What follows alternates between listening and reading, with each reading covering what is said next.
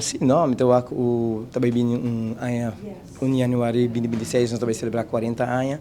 Esse é um momento histórico quando nós chega assim e também queremos voltar para o parlamento e como o que cambio drástico está sucedendo com a infraestrutura, também mesmo o que sala hopi cambio. Me quero vir este momento também para nós por madurar como político e realizar com eigenlijk Estado, parlamento, tá e é a organização mais grande aqui na Aruba. Uma que me está guardando do seu lugar e respeito também, não?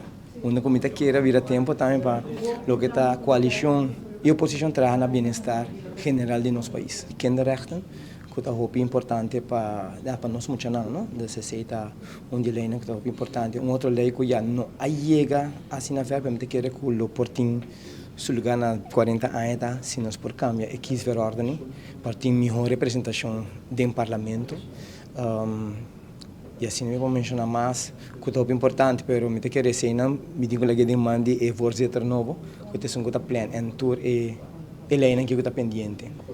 Para expert, a mim está pronto, me quer nos mestre tem e a mim que pessoa não tem que arrogante, pero é muito importante sim para nós ter continuidade para o reino e também para nós dizer que é raft, sowieso a word que está, pero Holanda está exigindo que tu vai com a quer e Rijkswet. E já, está quedando governo que eu para decidir e handle com Holanda, pero dentro caso a mim está pronto. Pero o parlamento lo perde autoridade se essa que vai dar?